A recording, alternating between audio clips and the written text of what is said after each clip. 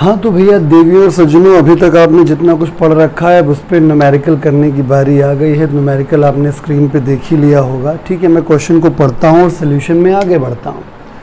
ठीक है, क्वेश्चन क्या है ज़रा ध्यान से देख लेते हैं। एक rain is falling vertically with the speed of 35 metre per second. मान लेते हैं कि ये एक पॉइंट है। ठीक है, ये मतलब एक सड़क है ऐसे मान लीजिए, और सड़क पे बारिश ऐसे गिर रही है। ठीक है, तो मैं इसकी डायरेक्शन को ऐसे शो कर देता हूँ। This is direction of velocity of rain. थोड़ा दूर लिखा है क्योंकि डायग्राम में छीछा लेदर ना हो। तो वेलोसिटी ऑफ रेन की डायरेक्शन ये हो गई। उसके बाद जो वेलोसिटी ऑफ रेन है आपको दे रखा है, velocity of rain 35 metre per second की रफ्तार से हो रही है। ठीक है, wind starts blowing after some time with speed 12 metre per second. थोड़ी देर बाद हवा चलने लगी और उसकी स्पीड 12 मीटर पर सेकेंड है। ठीक है, with speed 12 metre per second in east to west direction. चलो थोड़ी देर के लिए मान लेते हैं ये ईस्ट है और ये वेस्ट है। ये ईस्ट और ये वेस्ट, तो ईस्ट से वेस्ट की तरफ हवा चलने लगी, तो ये हो गया वेलोसिटी ऑफ विंड। ठीक है, इसका एरो बड़ा है क्योंकि इसका मैग्नीट्यूड बड़ा है, इसका एरो छोटा है, इसका मैग्नीट्यूड छोटा है। ठीक है, तो in which direction should a boy waiting at the bus stop hold his umbrella. यानी बच्चे को, लड़के को अगर अपने आप को बचाना है तो अम्ब्रेला किस तरफ पकड़ना चाहिए। ऑब्वियसली रेन जो सीधे हो रही थी हवा चलने की वजह से थोड़ी तिरछी हो जाएगी। इसको हम लोग मैथमेटिकली भी देख सकते हैं कि अगर आप नोटिस करें तो ये लड़का यहाँ खड़ा है, इस जगह पे ये बॉय है, द बॉय इज़ हियर। ठीक है, तो हवा जो मतलब इस जहाँ पे लड़का खड़ा है वहाँ पर हवा इस तरफ है और रेन नीचे की तरफ आ रही है, तो हवा की वजह से रेन का थोड़ा स्लैंटिंग वे हो जाएगा। आप नोटिस कर पा रहे हैं ये दोनों वेलोसिटी एक ही पॉइंट पर मीट कर रही है, यानी टेल टू टेल अटैच है। तो यहाँ पे लॉ पैरेललोग्राम बनने का सीन है। मैं दोबारा बोलता हूँ, ये लड़का जहाँ पर खड़ा है वहाँ पर दो प्रकार की वेलोसिटी है। पहली वेलोसिटी पानी बारिश की है और दूसरी वेलोसिटी हवा की है। इन दोनों की कंबाइंड वेलोसिटी यानी नेट वेलोसिटी जिस तरफ आएगी उसी तरफ तो बारिश जाएगी। तो ऑब्वियसली आप कॉमन सेंस भी लगा रहे होंगे कि रेन अगर ऐसे आ रहा है, हवा इधर चल रही है, तो थोड़ा इधर जाना चाहिए रेन को, वो ऐसे आएगा भी। देखिए, जब दो vector tail to tail attach होते हैं तो लॉ पैरेललोग्राम लगता है। इसके पैरेलल एक डॉट डॉट लाइन ये, इसके पैरेलल एक डॉट डॉट लाइन ये। तो यहाँ पे जो रिजल्टेंट बनेगा लाइक दिस, यही रिजल्टेंट है नेट वेलोसिटी ऑफ रेन की। यानी इसका मतलब ये हुआ, इसका मतलब ये है कि बारिश जो है वो ऐसे आ रही है। ठीक है, क्योंकि रेन, हवा और रेन दोनों का कॉम्बिनेशन इस तरह है, यानी लड़के को लगेगा कि बारिश ऐसे आ रही है। तो लड़के को अगर ये लग रहा है कि बारिश ऐसे आ रही है तो लड़के को छाता भी अपना ऐसे लगाना पड़ेगा। ठीक है, तो ये इसका अम्ब्रेला हो गया। ये जो रेड कलर से मैंने शो किया ये अम्ब्रेला हो गया। अब सवाल जो है पूछा गया इन विच डायरेक्शन, तो मैं आपको क्लियर कर देता हूँ कि हमेशा वर्टिकल डायरेक्शन से कितने एंगल पर अम्ब्रेला का झुकाव है ये निकाला जाता है। इसी को बोलते हैं इन विच डायरेक्शन। मतलब कभी भी ऐसा सवाल पूछा जाता है कि अम्ब्रेला किस तरफ रहना चाहिए, तो आप समझ जाइएगा कि अम्ब्रेला का एंगल निकालना है वर्टिकल के साथ, और वर्टिकल में भी किधर की तरफ, इधर कि इधर। ठीक है, डायरेक्शन मेंशन करनी पड़ेगी। तो मैं बहुत सिंपल तरीका आपको बताने की कोशिश कर रहा हूँ यहाँ पे। ठीक है, नामकरण संस्कार कर दीजिए। इसको कह दीजिए P, इसको कह दीजिए Q, इसको कह दीजिए R, इसको कह दीजिए S। अगर ये एंगल अल्फ़ा है तो ऑब्वियसली ये वाला एंगल भी अल्फ़ा हो जाएगा। ठीक है, किसी वेक्टर का मैग्नीट्यूड PS जो है यहाँ पे VR है, यानी वेक्टर के एरो की लेंथ उसके मैग्नीट्यूड के बराबर हो जाएगी। ठीक है, और ये जो VW एरो है यानी यहाँ से यहाँ तक ये जो हो जाएगा ये VW के बराबर हो जाएगा, क्योंकि आमने सामने की साइड बराबर होती है, इसलिए आप कह सकते हो, मैं यहाँ लिख दे रहा हूँ कि ये साइड भी VW के ही बराबर हो जाएगी। तो अगर देखा जाए तो हमारे पास इस ट्रायंगल में, ट्रायंगल PSR में अल्फा निकालना है, VR और VW गिवन है। तो in triangle PSR, in this PSR triangle, समझ गया ना, अभी हमने आपको पहला क्वेश्चन केवल इसलिए एक बेसिक सा क्वेश्चन करवा रहे हैं कि अगर एक ही पॉइंट पे दो वेक्टर हमको मिलेंगे तो हम उसको रिजल्टेंट कैसे ड्रॉ करेंगे और उससे रिलेटेड कैलकुलेशंस डायग्राम से की हेल्प से कैसे करेंगे। ठीक है, अभी जो नेक्स्ट वाला क्वेश्चन हम कराएंगे वो फिर फॉर्मूले के ऊपर आएगा। एक एक चीज को समझिए। ठीक है, मतलब इस क्वेश्चन में बहुत सिंपल सिचुएशन थी। जहाँ पे लड़का खड़ा था वहाँ बारिश नीचे की तरफ हो रही थी और वेस्ट डायरेक्शन में हवा चल रही थी। तो हवा के चलने की वजह से अब रेन सीधे नहीं जा पाएगी, थोड़ी तिरछी हो जाएगी, यानी रेन अब ऐसे आएगी। ठीक है, तो कितने एंगल पे आएगी उतने ही एंगल पे हमको छाता लगाना पड़ेगा। तो बस ये एंगल निकालना है। तो ट्रायंगल PSR, आपको समझाने के चक्कर में गलत हो गया। तो PSR क्या हो जाएगा, tan alpha is equal to perpendicular कितना है SR अपॉन बेस कितना है PS। तो tan alpha is equal to SR कितना हुआ SR VW है और PS कितना है VR है। तो tan अल्फा बराबर VW कितना है 12, VR कितना है 35। तो इसको जब सॉल्व करेंगे माय डियर तो ये आपका कितना हो जाएगा 0.343, यानी ये आपका आ जाएगा tan alpha is equal to 0.343। तो आंसर आप क्या लिखोगे, यहाँ पे दो तरीके हैं आंसर लिखने के। ठीक है, एक मेथड तो ये है कि मेथड 1 आप ऐसे लिख सकते हैं कि alpha is equal to tan inverse 0.343। ठीक है, विद वर्टिकल टूवर्ड्स ईस्ट की तरफ, वर्टिकल से छाते को ईस्ट की तरफ घुमाना पड़ेगा। ठीक है ना। ओके, अब सेकंड दूसरा मेथड क्या है डायरेक्शन लिखने का। ठीक है, मैं यहां लिख दूं, आपको तो वैसे भी नोट्स बनाने हैं। मेथड 2, दूसरे मेथड में आप मतलब पहला वेक्टर ये CBSE वालों के लिए है, क्योंकि CBSE वाले बच्चे जो होते हैं उनको कैलकुलेटर प्रोवाइडेड नहीं होता, तो इस तरीके से आ जाएगा। ये अगर बाई चांस दे देते हैं कैलकुलेटर तो बहुत अच्छी बात है। अब हम बात करते हैं कि जो ISC वाले बच्चे हैं, मतलब ये मेथड 2 जो है फॉर ISC स्टूडेंट्स,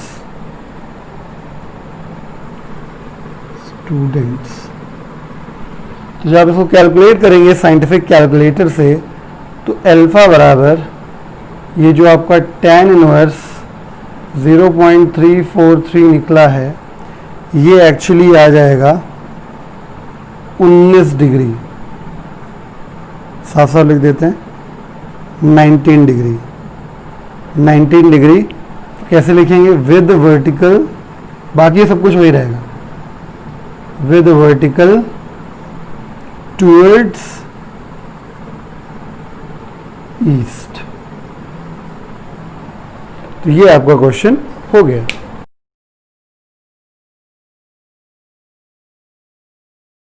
चलो भाई मेरे प्यारे प्यारे बच्चों, आपने क्वेश्चन तो देख ही लिया, मैं सोल्यूशन पे आता हूँ। क्वेश्चन में बोला गया है the resultant of two vectors u vector and v vector is perpendicular to the vector u, यानी एक वेक्टर है u वेक्टर, बहुत ध्यान समझिएगा, और रिजल्टेंट जो है वो इसके परपेंडिकुलर आ रहा है, u वेक्टर के resultant is perpendicular to u vector. तो ऑब्वियसली अगर रिजल्टेंट यहाँ है, u यहाँ है, तो डेफिनेटली v यहाँ कहीं होगा। ये हुआ v वेक्टर। ठीक है, इसका मतलब यही है कि जब ऐसे लॉ ऑफ पैरेललोग्राम बना होगा ये, तब इस तरीके का कुछ फिगर रहा होगा, राइट। चलिए, तो the resultant of two vector u vector and v vector is perpendicular to u vector. तो u वेक्टर ये है, u वेक्टर के परपेंडिकुलर रिजल्टेंट है, तो ऑब्वियसली v वेक्टर इस तरफ होगा, यानी u और v का रिजल्टेंट इस तरीके से आया होगा। Its and its magnitude is equal to the half of the magnitude of v vector, यानी अकॉर्डिंग टू क्वेश्चन के अकॉर्डिंग क्या है कि जो रिजल्टेंट की वैल्यू है, रिजल्टेंट का जो मैग्नीट्यूड है, यानी जिसको हम लोग r कहते हैं, वो v के आधे के बराबर है। ये क्वेश्चन में गिवन है। ठीक है, तो find out the angle between u vector and v vector. तो ऑब्वियसली दो वेक्टर्स के बीच का एंगल हम लोग थीटा मानते हैं। तो let theta is angle between u vector and v vector. अगर ये u है तो इसका मैग्नीट्यूड u लिखा जाएगा और इसकी लेंथ यहाँ क्या है, क्योंकि लॉ पैरेललोग्राम है तो ये u की लेंथ ऐसे हो जाएगी, ठीक है। ये v है तो v की लेंथ ऐसे हो जाएगी और इस वाले एंगल को मैं अल्फा मान लेता हूँ, ठीक है। और ये जो लेंथ है वो r हो जाएगी। बात को समझिए, बड़े आराम से हो जाएगा। तो इस तरीके से हमको तीनों साइड्स के बारे में हमने एनालिसिस कर लिया और नामकरण संस्कार कर देते हैं। A, B, C and D। Resultant का फॉर्मूला लगाने की जरूरत ही नहीं पड़ेगी, ठीक है। देखिए बहुत सिंपल, बस अल्फा निकाल आएगा। थीटा निकालने के लिए क्या करेंगे भाई, ये इतना एंगल तो 90 है ही है, ठीक है। तो alpha plus 90 equal to theta, है ना। चलो पहले अल्फा निकाल लेते हैं। तो माय डियर यहाँ पे इन ट्रायंगल आसानी से हो सकता था इसलिए हम बता रहे हैं। इन ट्रायंगल ACD ट्रायंगल में हम क्या ले लें, देखिए अपने आप आपको किसकी किसके बीच में R और V का रिलेशन पता है। R अल्फा के लिए बेस है और V हाइपोटेन्यूस है, यानी cos अल्फा लगा दीजिए। तो cos alpha is equal to base upon hypotenuse. Base is AC and hypotenuse is AD। तो cos alpha is equal to AC is A to C is R and AD is V, ठीक है। जरूरी नहीं कि हम U का इस्तेमाल करें, ठीक है। अगर आप रिजल्टेंट का फॉर्मूला लगाओगे तो U फंसने लगेगा फिर आपका। R का वैल्यू V/2 है, तो because R is equal to V/2 therefore cos alpha is equal to V/2/V, यानी V से V क्या हो जाएगा, कैंसिल हो जाएगा। और जब V से V कैंसिल हो जाएगा therefore cos alpha is equal to 1/2 आ जाएगा। और cos अल्फा 1/2 मतलब कितना हो गया, 60 डिग्री। cos 60 की वैल्यू 1/2 होती है। इसलिए हेंस अगर आपको थीटा ही चाहिए तो थीटा 90 प्लस अल्फा है। 90 ये है अल्फा, ये तो 90 अल्फा जोड़ेंगे तब थीटा आएगा। इसलिए theta is equal to 90 degree plus 60 degree, कुल मिला के कितना हो गया 150 डिग्री। ये आपका आंसर है।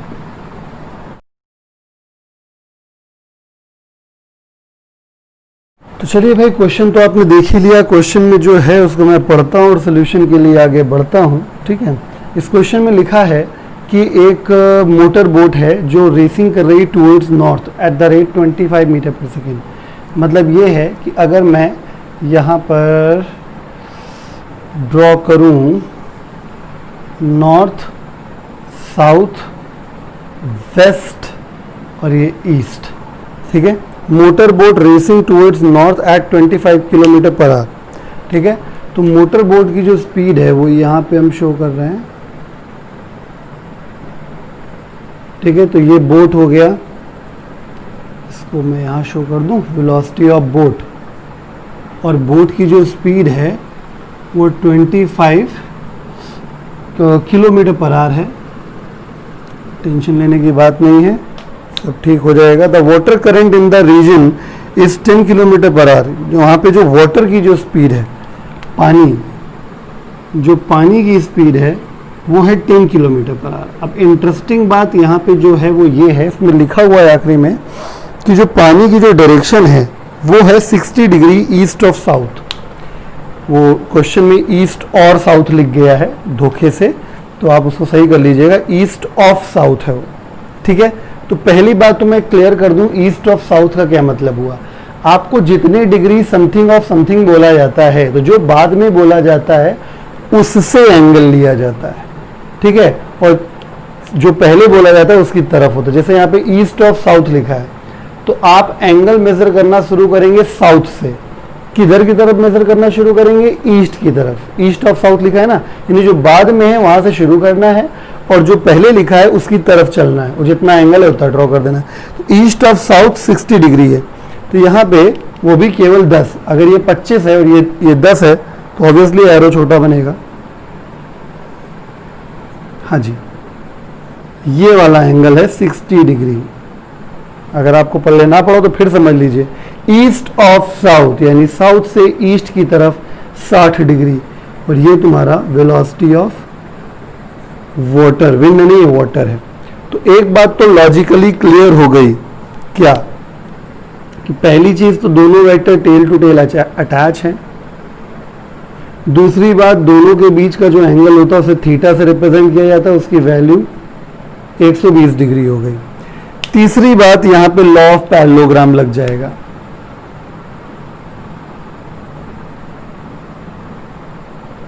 ठीक है, ये पैरेललोग्राम बन गया, तो ये जो है वो रिजल्टेंट हो जाएगा, यानी नेट वेलोसिटी को शो करेगा। आएगा समझ में?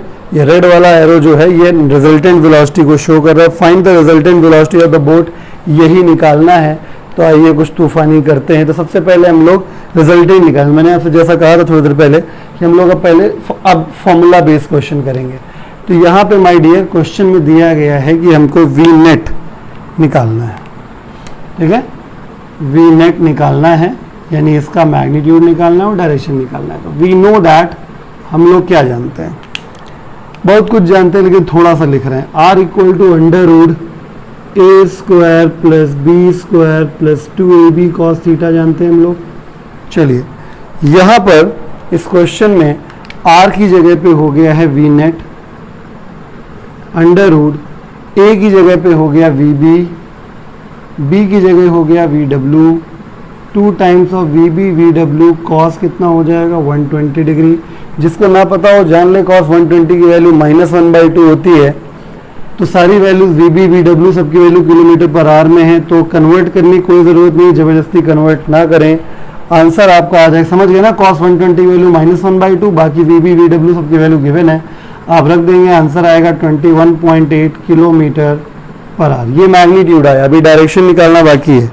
मैंने आपसे कहा था डायरेक्शन निकालने के लिए आप रिजल्टेंट का किसी भी एक, दो वेक्टर का रिजल्टेंट होता है, तो किसी एक के साथ आप एंगल निकाल सकते हैं। आप इसका इसके साथ भी निकाल सकते थे, लेकिन नॉर्थ के साथ डायरेक्शन लिखने में अच्छा लगेगा, दैट्स वाई मैं नॉर्थ के साथ निकाल रहा हूँ। तो ऑल्सो कर देते हैं। क्या लिखेंगे यहाँ पे, फॉर्मूला कैसे बताया था मैंने, tan अल्फा, जो भी एंगल आप लेते हैं उसका tan ले लीजिए, अल्फा जिसके साथ लिया उसको ना लिख के दूसरे वाले को लिखिए, वी डब्ल्यू फिर साइन थीटा लिख दीजिए, फिर उतने का ही नीचे कॉस थीटा लिख दीजिए, फिर जो बचा है जिसके साथ एंगल लिया था वी बी उसको भी लिख दीजिए। समझ गए? वही है बी साइन थीटा अपॉन ए प्लस बी कॉस थीटा। अगर आपको फॉर्मूला रट्टा मार के अच्छा लगता हो तो भैया फॉर्मूला रट्टा मार के काम करिए। थीटा का वैल्यू 120 डिग्री है, आप देख रहे हैं, वी डब्ल्यू सब कुछ दिया हुआ है। ठीक है, कैलकुलेशन करके मैं टाइम नहीं वेस्ट करूंगा आपका, ना ही अपना। तो tan alpha is equal to सारी वैल्यू रखने के बाद आपका आएगा 0.433। ठीक है, तो अब यहाँ से वही दो रास्ते, अल्फा बराबर tan इनवर्स 0.433, ये हो गया आपका सीबीएसई वाले बच्चों के लिए। तो इसको लिखना पड़ेगा विद, ये अल्टीमेटली लास्ट में मैं लिख देता हूँ, और आईएससी वालों ने जब कैलकुलेट करेंगे तो 23.4 डिग्री। किसके साथ कितना एंगल लिखोगे, ये लिखोगे ईस्ट ऑफ नॉर्थ। ठीक है, यानी उल्टा, नॉर्थ से ईस्ट की तरफ इतना, तो इतना हो गया ये ईस्ट ऑफ नॉर्थ। उल्टा समझिए, आपको समझ में आ जाएगा। नॉर्थ से ईस्ट की तरफ चलने पे अल्फा डिग्री, नॉर्थ से ईस्ट की तरफ चलने पर अल्फा डिग्री। समझ गए?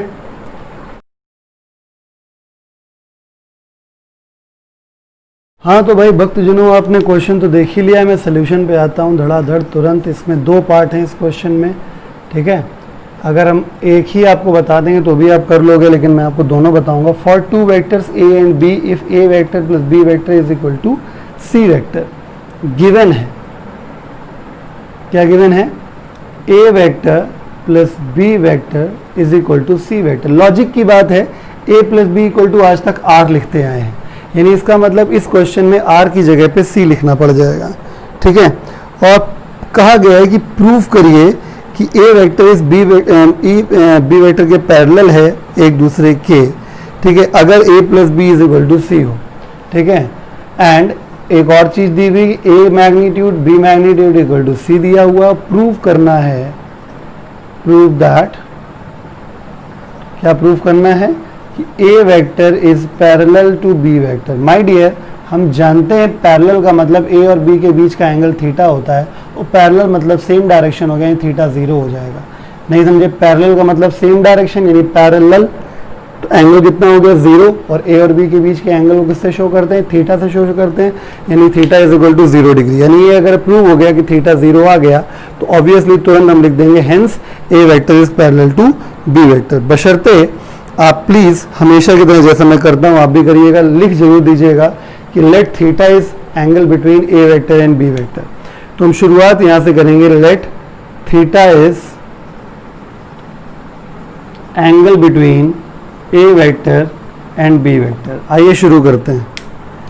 फॉर्मूला हम जानते हैं, वी नो दैट, क्या जानते हैं, r is equal to under root A square plus B square plus 2ab cos theta. तो जैसा कि मैंने आपको यहाँ पे समझाया कि a plus be generally r लिखते थे, अब c लिखना पड़ रहा है। तो क्योंकि इस क्वेश्चन में r की जगह पर c है, इसलिए जहाँ पर r है मैं c लिख दे रहा हूँ, अंडर रूट ए square plus B square plus 2ab cos theta. क्योंकि इस क्वेश्चन में c बराबर a प्लस बी भी दे रखा गया है, इस वजह से मैं c के प्लेस पे a प्लस बी रखूँगा और बाकी जैसा था A square plus B square plus 2ab cos theta कर दूंगा। इसके बाद स्क्वायरिंग बोथ साइड हो जाएगा, तो a प्लस बी का होल स्क्वायर हो जाएगा और ये अंडर रूट हट जाएगा, ये बचेगा A square plus B square plus 2ab cos theta. Square open कर देंगे, ये बन जाएगा A square plus B square plus 2ab और नीचे ये बना हुआ ऑलरेडी रखा हुआ है A square plus B square plus 2ab cos theta. तो A square plus B square से A square plus B square cancel हो जाएगा, तो 2ab, चलिए एक लाइन और बढ़ा देते हैं और 2ab, दोनों साइड अगर 2ab से डिवाइड कर दिया जाए तो इधर 1 आ जाएगा, इधर भी 1 आए तो 1 into cos theta is cos theta, तो कॉस थीटा इक्वल टू 1 आ गया। तो कॉस थीटा इक्वल टू 1 कब आता है, जब कॉस 0 डिग्री होता है, कॉस 0 की वैल्यू 1 होती है, इसका मतलब थीटा इक्वल टू 0 डिग्री। तो क्योंकि थीटा ए और बी के बीच का एंगल था, hence a vector is parallel to B vector. Easy है। अब हम इसका सेकेंड पार्ट करेंगे, आप लोग वीडियो पॉज करके आप नोट करना चाहें तो नोट कर सकते हैं। हम लोग अब इसी क्वेश्चन का सेकंड पार्ट करेंगे। सेकंड पार्ट में लिखा गया है कि A vector plus B vector equal to C है, लेकिन अब की बार A square plus B square equal to C square है। यानी in the second part of the question ये चीज़ सेम है, बाकी यहाँ पे बस A square plus B square equal to C square है। और इस सिचुएशन में प्रूव करना है कि ए वेक्टर बी वेक्टर के परपेंडिकुलर है, यानी थीटा का वैल्यू जो है इस बार वो 90 डिग्री है। तो let theta is equal to, theta is angle between A vector and B vector. R का फॉर्मूला वही है, क्योंकि A plus B equal to R होता था, यहाँ पे A plus B plus C, A plus B equal to C है, इस वजह से आर के प्लेस पे सी हो जाएगा, तो ये हो गया। अब हम यहाँ से इसकी स्टेप्स बदल जाएंगे, इस जगह से स्टेप्स बदल जाएंगे। देखिए, तो स्क्वायरिंग बोथ साइड कर देते हैं, स्क्वायरिंग बोथ साइड, दोनों साइड स्क्वायर कर देंगे, तो सी स्क्वायर बराबर A square plus B square plus 2ab cos theta हो जाएगा।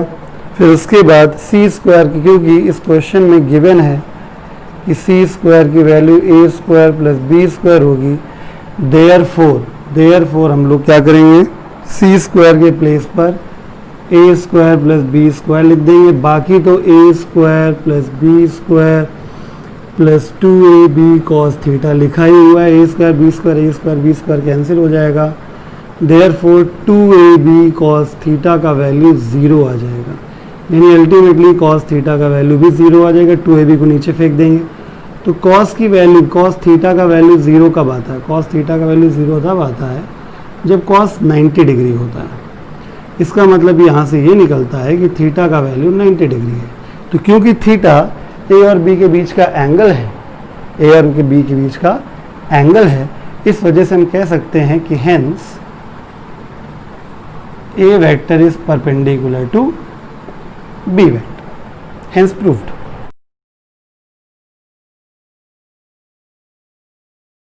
हाँ तो भाई क्वेश्चन तो आप लोगों ने देख ही लिया है, हम लोग सोल्यूशन करेंगे। यहाँ पे क्वेश्चन क्या कह रहा है, क्वेश्चन ये कह रहा है कि अगर ए वेक्टर और बी वेक्टर को जोड़ा जाए, क्या लिखा है मैं पढ़ देता हूँ, ए वेक्टर और बी वेक्टर को ऐड किया गया तो प्रूव करिए कि उसका जो मैग्नीट्यूड होगा रिजल्टेंट का वो ज़्यादा से ज़्यादा ए प्लस बी होगा और कम से कम ए प्लस बी या बी माइनस ए होगा। ठीक है ना, तो इस तरीके से हमको करना है। तो माय डियर, फिर से वही बात, लेट थीटा इज, अब तो याद हो गया होगा, angle between A vector and B vector. तो ए वेक्टर वी नो दैट क्या जानते हैं हम लोग कि जो आर वेक्टर होता है, रिजल्टेंट जिसकी बात हो रही है इस क्वेश्चन में, वो ए वेक्टर और बी वेक्टर का सम होता है।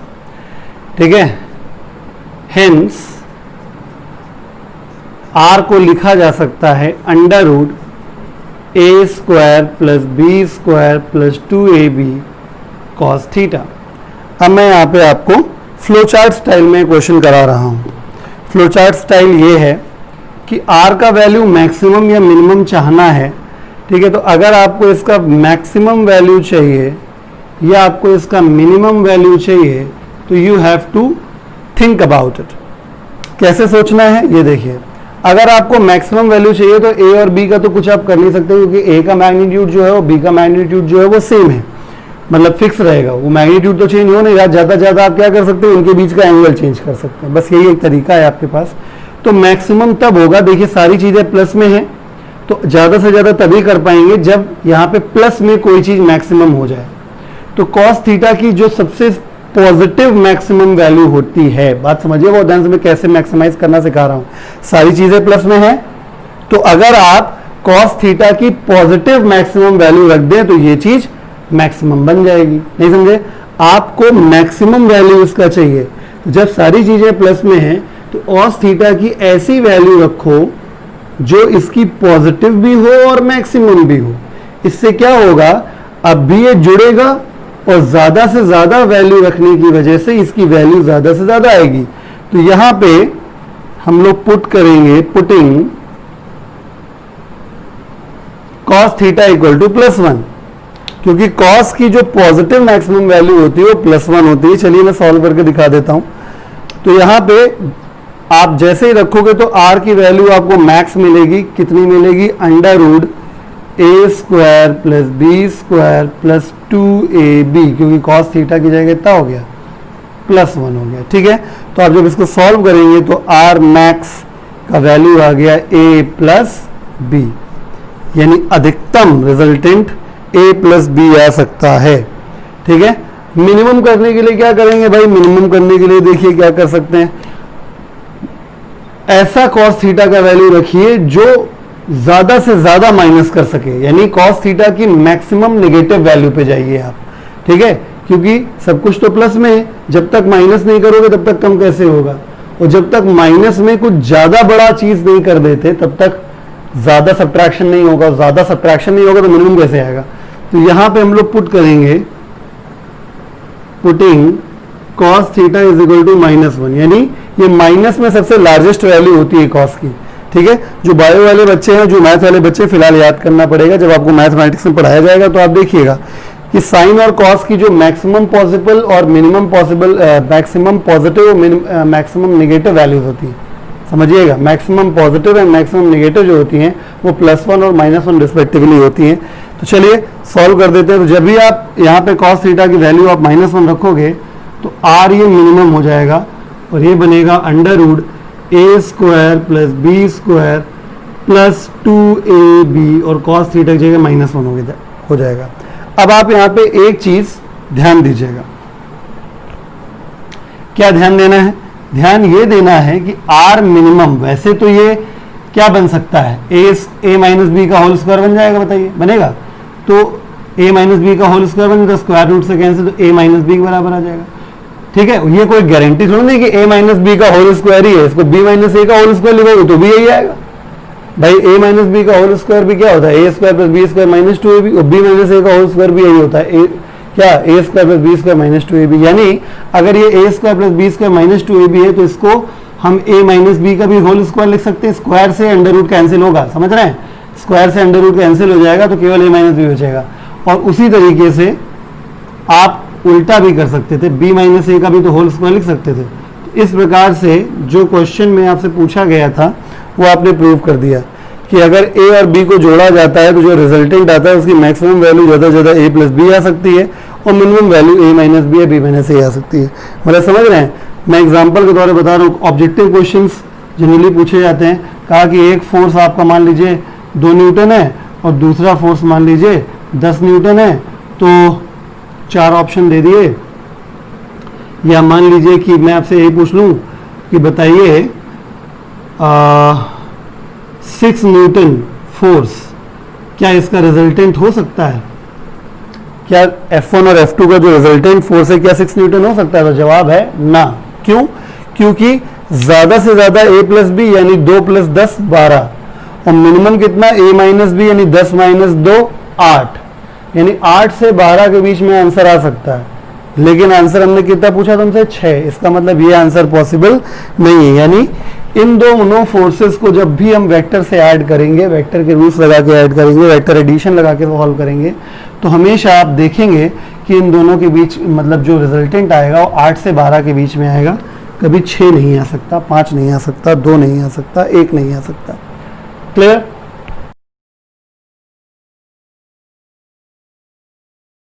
हाँ तो भाई मेरे प्यारे प्यारे बच्चों, क्वेश्चन आपने देख ही लिया है। हम लोग सोल्यूशन पे आगे बढ़ते हैं। ये बिल्कुल अलग तरीके का सवाल है, ठीक है। और यहाँ से कैटेगरी शुरू हो रही है सब्ट्रैक्शन की, ठीक है। मतलब यहाँ से हमको अभी तक जितने क्वेश्चन किए हम लोगों ने उसमें रिजल्टेंट आर आ रहा था, अभी तक एस कहीं नहीं आया था, ठीक है। मतलब न्यूमेरिकल्स के मामले में इस वीडियो में अब एस आने वाला है, ठीक है। तो चलिए आपको समझाते हैं। इस क्वेश्चन में लिखा है 3 vectors a b c are such that a vector equal to, ये गिवन है क्वेश्चन में कि जो ए वेक्टर है वो is equal to B vector plus c vector. इसको वेक्टर इक्वेशन कहते हैं। जब भी इस तरीके से वेक्टर्स को लिखा जाता है रिलेट करके तो उसको वेक्टर इक्वेशन कहा जाता है। और मैग्नीट्यूड्स दे रखे ए बी सी के 5 4 3, ठीक है। यानी ए का मैग्नीट्यूड 5 है, बी का 4 है और सी का 3 है, ये भी गिवन है, ठीक है। तो हमको एंगल निकालना है ए और सी के बीच का, ठीक है। तो let theta is required angle between A vector and c vector. दोनों बातें लिख दी कि थीटा मान लिया कि वो वेक्टर है जो ए और सी के बीच का है और यही रिक्वायर्ड है, यही निकालना है। तो ऐसे क्वेश्चन बेटे कैसे किए जाते हैं करने के? तो उसके 2 तरीके हैं, एक डॉट प्रोडक्ट मेथड है और एक सब्ट्रैक्शन मेथड है, एडिशन सब्ट्रैक्शन मेथड, ठीक है। तो अभी फिलहाल मैंने एडिशन सब्ट्रैक्शन कराया है, तो एडिशन सब्ट्रैक्शन मेथड से हम आपको बताएंगे। अगर यही क्वेश्चन दोबारा हमारे पास आता है तो हम डॉट प्रोडक्ट से भी बताएंगे आपको। तो जिसके बीच का एंगल निकालना हो बिटवीन ए एंड सी है, तो ए और सी को एक साइड कर लीजिए। तो गिवन है because a vector is equal to B vector plus c vector, therefore हमारा जो ए और सी के बीच का एंगल है, तो आप एक काम कर लीजिए कि सी को इधर भेज दीजिए। तो ए vector minus C vector is equal to B vector. तो इसको हम क्या लिख सकते हैं? B vector is equal to A vector plus minus C vector, right. ऐसी सिचुएशन में अब देखिए थोड़ा सा समझना होगा आपको। नॉर्मली हम लोग क्या पढ़ते थे? A plus minus B equal to C is equal to S. तो एस की जगह पे मुझे बी दिखाई दे रहा है और बी की जगह पे सी दिखाई दे रहा है। यानी इन प्लेस ऑफ जो फॉर्मूला हम पढ़ते थे वहाँ पे सी की जगह बी लिखा होता था और जहाँ बी लिखा है वहाँ पे एस होता था। तो चलिए वी नो दैट फॉर्मूले का इस्तेमाल करते हैं। फॉर्मूला जो है वो ये है कि एस बराबर होता है अंडर रूट ए square plus B square minus 2ab cos theta. चलिए मैं समझ लेता हूँ सारी चीज़ों को, ठीक है। एस की जगह पे फिलहाल बी लिखा है और जहाँ बी होना चाहिए था वहाँ सी लिखा है, यानी यहाँ पे सी हो जाएगा और यहाँ पे सी हो जाएगा। बस इतना सा फर्क पड़ रहा है, ठीक है। चलिए सॉल्व कर लेते हैं इसको। स्क्वायरिंग बोथ साइड, दोनों साइड स्क्वायर करेंगे तो b square is equal to a square plus C square minus 2ac cos theta. 2ac इधर ले जाते हैं तो 2ac cos theta is equal to a square plus C square. पहले से ही बी स्क्वायर इधर भेज देते हैं तो ये बी स्क्वायर हो गया तो यहाँ से cos theta is equal to कितना हो गया, A square plus C square minus B square upon 2ac। ठीक है, ये कोसाइन रूल होता है जो मैथ्स वाले बच्चे हैं फ्यूचर में आगे पढ़ेंगे। तो बस हमें एंगल निकालना था, सबकी वैल्यू गिवन है, आप देख ही रहे होंगे। ठीक है, सारी वैल्यूज ए बी सी की देखिए गिवन है, यहाँ पे हम रखेंगे। तो जब रखेंगे तो अल्टीमेटली 0.6 आ जाएगा। तो cos थीटा की वैल्यू जो आएगी वो 0.6 आएगी। Theta is equal to CBSE वालों का आंसर आ गया cos इनवर्स इतना। ठीक है, अब कहते हो सर किसके साथ, तो यहाँ पे ये नहीं बताया गया किसके साथ, तो बस कह सकते हैं ए का बी के साथ बस, क्योंकि ये थीटा अलग है। वो अल्फा निकालते थे तब हम किसके साथ लिखते थे, विद रिजल्टेंट किसके साथ निकाला गया।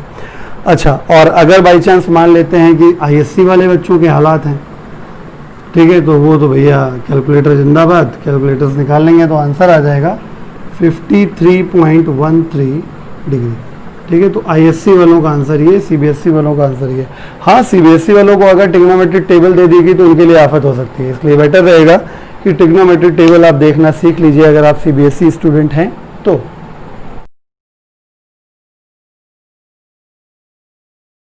हाँ, तो भाई मेरे प्यारे प्यारे बच्चों, क्वेश्चन तो आपने स्क्रीन में देखा ही है। उसको बेटर रहेगा जितने क्वेश्चन आप लोग देखते हो स्क्रीन पे उसको कॉपी पे लिख लिया करो, ज़्यादा बेटर रहता है।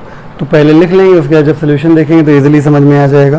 तो लिखा है sum and difference of two vectors are equal in magnitude, मतलब that is a plus B का whole mod equal to a minus B का होल मॉड। प्रूव करिए कि a और b एक दूसरे के परपेंडिकुलर हैं। तो फिर वही बात, late theta is angle between a vector and b vector. Given क्या है, जो गिवन है वहीं से शुरुआत करेंगे। गिवन है mod of a vector plus b vector is equal to mod of a vector minus b vector. अभी तक तो आपको आइडिया लग ही गया होगा कि इसका मतलब हो गया r वेक्टर और इसका मतलब हो गया s वेक्टर। इसको हम ऐसे लिख सकते हैं, इसको ऐसे लिख सकते हैं। r का फॉर्मूला होता है a square plus b square plus 2ab cos theta, और जो s का फॉर्मूला होता है वो होता है a square plus b square minus 2ab cos theta. Squaring कर देंगे दोनों साइड तो स्क्वायर रूट कैंसिल हो जाएगा। और साथ ही साथ चलो अगले स्टेप पे कर देते हैं, a square plus b square समझ तो गए ही होंगे आप। cos theta is equal to a square plus b square minus 2ab cos theta. इससे ये कैंसिल हो जाएगा और ये माइनस वाला इधर आ जाएगा तो 4ab हो जाएगा। तो 4ab cos theta is equal to 0, यानी ultimately cos theta is equal to 0। इसका मतलब ये हुआ कि cos theta is equal to cos 90, क्योंकि 0 तभी आता जब 90 डिग्री हो। कंपेयर कर लीजिए तो थीटा इक्वल टू कितना हो गया, 90 डिग्री। हेंस हम कह सकते हैं कि अगर थीटा a और b के बीच का एंगल है और a और b के बीच का एंगल 90 डिग्री है, hence a vector is perpendicular to b vector. Proved.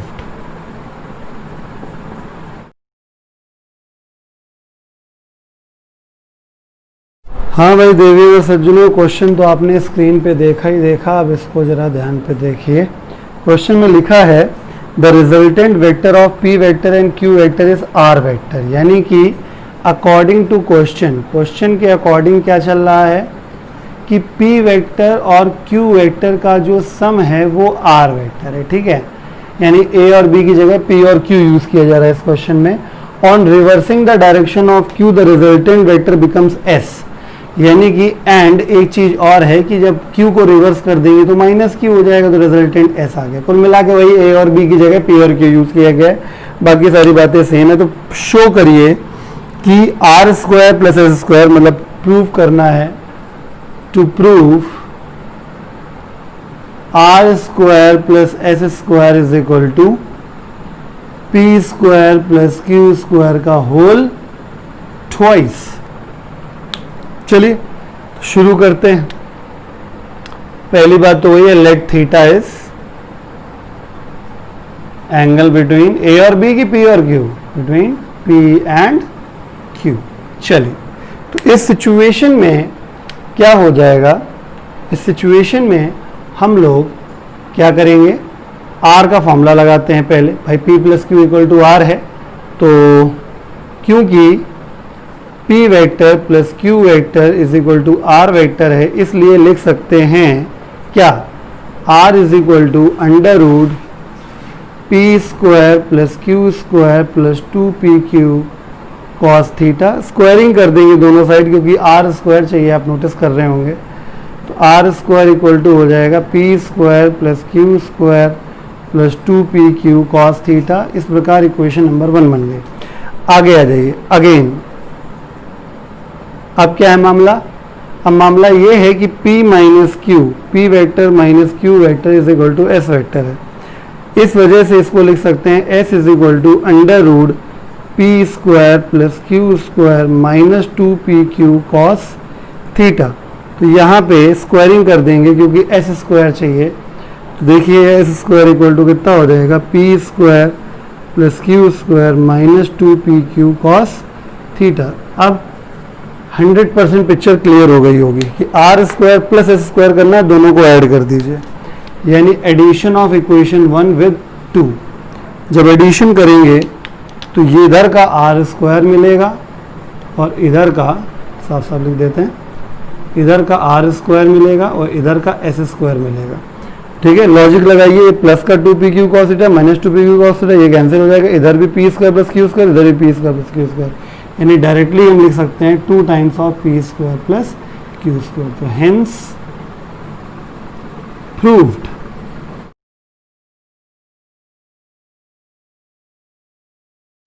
तो हाँ, तो देवियों और सज्जनों, क्वेश्चन तो आपने देख ही लिया है।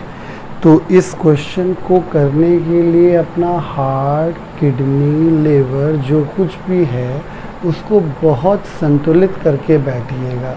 और मैं भी इस समय संतुलित करके ही बोल रहा हूँ, स्लो मोशन में। क्यों? क्योंकि ये क्वेश्चन जो है वो कई बार पूछा गया है। जितना गंदा मैंने फ़ोटो दिया है आपको वीडियो के अंदर इस क्वेश्चन का, उतना ही ज़्यादा बार ये पूछा गया है। और ये थोड़ा सा टेढ़ा सवाल है, कारण इसमें मैथमेटिक्स की एक ऐसी आइडेंटिटी लगती है, ठीक है, जो कि नॉर्मली आपने पढ़ी नहीं होती है 10th तक। ठीक है, तो बायो वाले बच्चों के लिए विशेष समस्या है और मैथ वालों के लिए भी समस्या है, क्योंकि जब तक मैं ये पढ़ा रहा हूँ तब तक मैथ वालों ने ये सब पढ़ा नहीं होगा। ठीक है, तो इससे पहले कि आपको प्रॉब्लम क्रिएट हो, मैं डायरेक्टली आपको पहले ही बता देना चाहता हूँ कि याद कर लो, एक फॉर्मूला होता है cos theta is equal to 1 minus 2 sine square theta upon 2।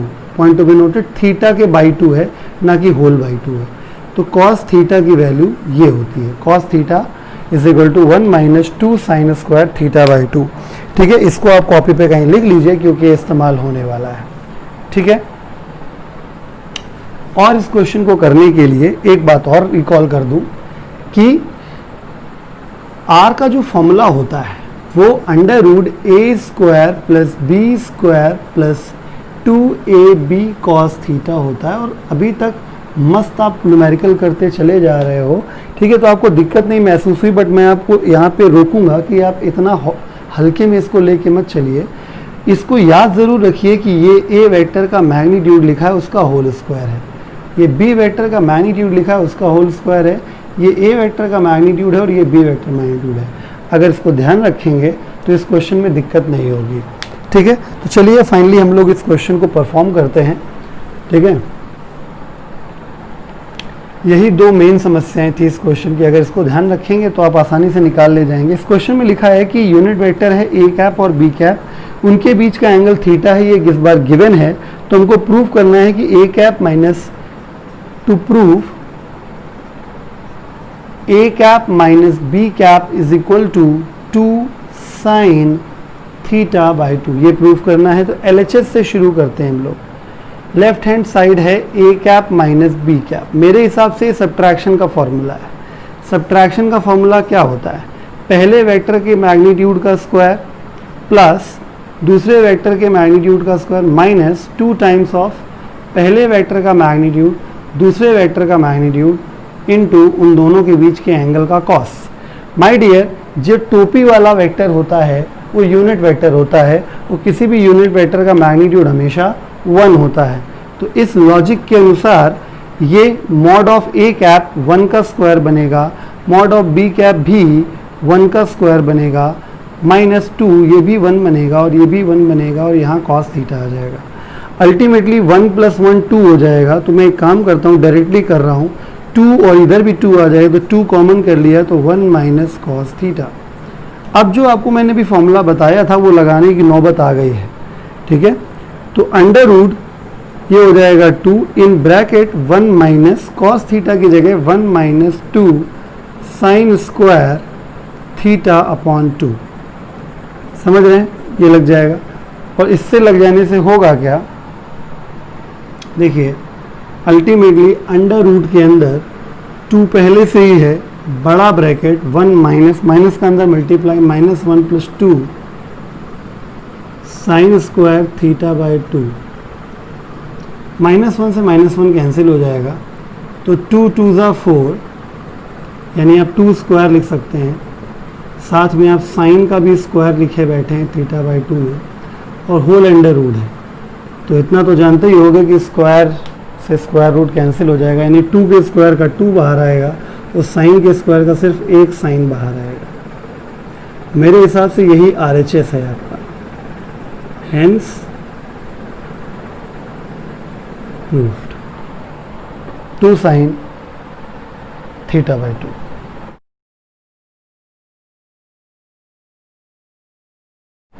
तो भैया प्यारे प्यारे बच्चों, इस सेक्शन का, इस वीडियो का लास्ट सवाल है और सबसे खतरनाक सवाल है, ठीक है। बच्चा इस क्वेश्चन को देखते ही लगभग प्राण ही त्याग देता है, ठीक है।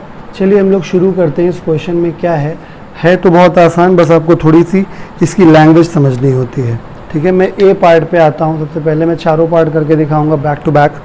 देखिए इस क्वेश्चन में प्रूफ करना है, टू प्रूव ये करना है कि mod of A vector plus B vector जो होता है वो लेस देन और इक्वल टू होता है mod of less than equal to mod of A vector plus mod of b vector. Less than और इक्वल टू यानी इसकी वैल्यू इससे हमेशा कम रहेगी या बहुत ज़्यादा हो सकती है, तो ये हो सकती है। बात को पकड़िएगा, लेस देन और इक्वल टू यानी इसकी वैल्यू इससे हमेशा या तो कम होती है या तो ज़्यादा से ज़्यादा इतनी हो सकती है। मतलब कहने का मतलब ये है कि mod of A plus B का जो मैक्सिमम वैल्यू है वो mod of A plus mod of b है। अब आपको समझना आसान हो गया, इसकी वैल्यू इससे हमेशा कम रहती है या बहुत ज़्यादा बराबर हो सकती है, यानी इसकी मैक्सिमम वैल्यू इसके बराबर है।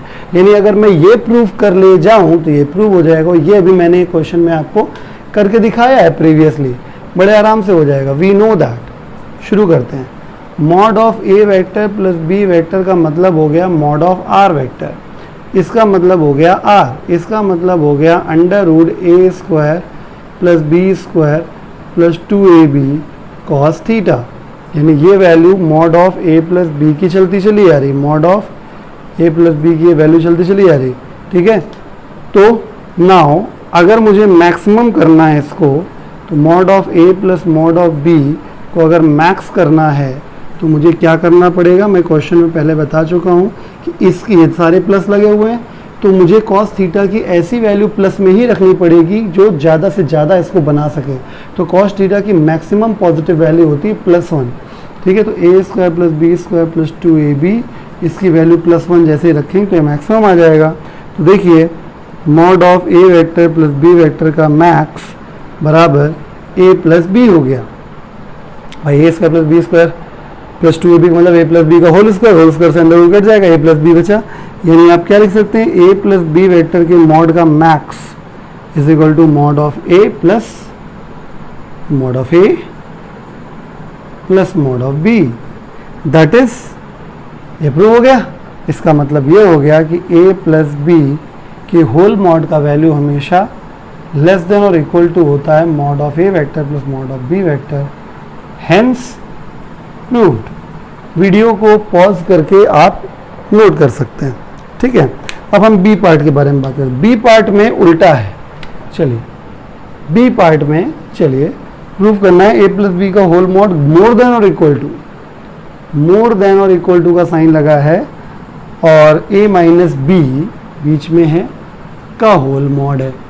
चलिए कोई बात नहीं, तो माय डियर यहाँ पे ग्रेटर देन का साइन लगा है, यानी इसकी वैल्यू हमेशा इससे बड़ी होती है या बहुत ज़्यादा तो बराबर हो सकती है। बात समझिए, इसकी वैल्यू हमेशा इससे बड़ी होती है या कम से कम होगी तो इतनी तो होगी ही होगी। बात समझ रहे हैं? इसका मतलब ये केस मिनिमम का हो गया। a प्लस बी का होल मॉड का जो मिनिमम वैल्यू होता है वो mod of a vector mod minus b vector के मॉड के बराबर होता है, मिनिमम वैल्यू। ठीक है, तो मोटा मोटा आप याद कर सकते हैं, अगर ग्रेटर का साइन लगा होता है तो यहाँ मिनिमम लिखना है। याद करने के हिसाब से ग्रेटर का साइन लगा है तो मिनिमम लिखना, लेस का साइन पीछे वाले क्वेश्चन लिखा था मैक्स। ऐसे याद कर लो, आपको आसान हो जाएगा। a प्लस बी का होल मॉड r होता है, a plus B equal to r हो जाएगा, ये फॉर्मूला वही है। अब मुझे इसे करना है मिनिमम, तो अगर मिनिमम करना है तो मुझे cos थीटा की क्या वैल्यू रखनी पड़ेगी? -1। क्यों? क्योंकि सब कुछ प्लस में है, तो हमें cos थीटा की ऐसी वैल्यू रखनी है जो हाईएस्ट मिनिमम हो, ताकि तभी जब ये माइनस हो पाएगा तो ज़्यादा से ज़्यादा ये सब्ट्रैक्ट हो पाए, ताकि कम हो जाए। तो अब इसको फिर वही बात हो गई ना, देखिए मैंने अभी थोड़ी देर पहले भी इस क्वेश्चन में भी कहा था, ज़रूरी नहीं कि आप a माइनस बी का होल स्क्वायर बनाएं, आप इसको b माइनस ए का भी होल स्क्वायर तो बना सकते थे, राइट? अल्टीमेटली एजेंडा क्या है? a माइनस बी या b माइनस ए लिखने का एजेंडा क्या है? एजेंडा ये होता है कि जो बड़ा है उसमें छोटे को सब्ट्रैक्ट करो, इतना एजेंडा होता है। तो इसका मतलब ये है कि बड़ा माइनस छोटा करिए, या आप ऐसे समझिए कि चाहे a का मैग्नीट्यूड चाहे जो कुछ हो, ऐसे समझिए तरीका। ठीक है, इसको मैं a माइनस बी लिखूँ या b माइनस ए लिखूँ, कोई आपत्ति नहीं है। यहाँ पे लॉजिक यहाँ पे जो है वो ये बड़े में छोटे को घटाना है। ठीक है, तो हम एक काम कर लेते हैं। ठीक है, a माइनस बी का होल मॉड लगा देते हैं, चक्कर ही खत्म। मतलब क्या कि चाहे a छोटा हो चाहे a बड़ा हो, अगर बड़ा होगा तो माइनस तो भी प्लस आएगा, मॉड से प्लस ही रहेगा, और अगर a छोटा भी होगा तो भी b से सब्ट्रैक्ट होने के बाद जब माइनस आएगा तो मॉड से फिर से प्लस कर देगा। यानी अल्टीमेटली जो हमारा एजेंडा है वो होल मॉड लगाने से पूरा हो रहा है। तो मिनिमम वैल्यू, ठीक है, तो होल मॉड लगा तो a को a वेक्टर और इसको यहाँ पे हमने माइनस कर दिया और ये पूरा होल मॉड लगा। नहीं समझे? a को ऐसे लिख सकते हैं, b को ऐसे लिख सकते हैं, बीच का माइनस ये है, वो होल मॉड जो लगा था वो मैंने लगा दिया। तो इसका मतलब that is a plus B is more than और equal to whole mod of this minus this, hence proved. नहीं समझे? ठीक है, वीडियो को पॉज करके आप लिख लीजिए, नोट्स बना लीजिए। हम थर्ड पार्ट करने जा रहे हैं, अब a माइनस बी आएगा। ठीक है, चलिए तो ये थर्ड पार्ट में आ जाते हैं। To prove a vector minus b vector की जो वैल्यू है वो लेस देन इक्वल टू, समझ जाओ, यहाँ लेस देन यानी यहाँ 100% मैक्स आ गया, समझे? बहुत ध्यान से देखिएगा। Is less than equal to a vector mod plus b vector mod, समझ गए? तो a minus b is less than equal to a vector mod plus b vector mod, यानी इसकी वैल्यू इससे या तो कम रहती है, ज़्यादा बराबर हो सकती है, यानी ये हो गया। मोटा मोटा मैंने लॉजिक समझा दिया। अब इसका मतलब यहाँ पे हमें a माइनस बी से करना पड़ेगा। तो a minus b is equal to s vector लिखा जाता है, तो एस वेक्टर का मॉड मतलब s हो जाएगा, यानी a minus b is equal to s हो गया। तो a minus b is equal to a square plus B square minus 2ab। यहाँ बहुत ध्यान से देखिएगा। अब मुझे क्या बनाना है? मैक्स बनाना है इसको। तो a माइनस बी का मॉड को मैक्स बनाना है, तो मुझे cos थीटा की ऐसी वैल्यू लेनी पड़ेगी जिससे ये माइनस में मैक्सिमम रखें, ताकि माइनस माइनस प्लस हो जाए और मैक्स हो जाए। नहीं समझे? यानी नेगेटिव वैल्यू मैक्सिमम रखनी चाहिए, सो दैट माइनस से माइनस मल्टीप्लाई होकर प्लस हो जाए। यानी कि हम यहाँ पे इस फॉर्मूले में -2ab के बाद cos थीटा की वैल्यू -1 रख देंगे, तो इससे फ़ायदा ये होगा माइनस माइनस प्लस हो जाएगा, तो ये a प्लस बी का होल स्क्वायर बन जाएगा।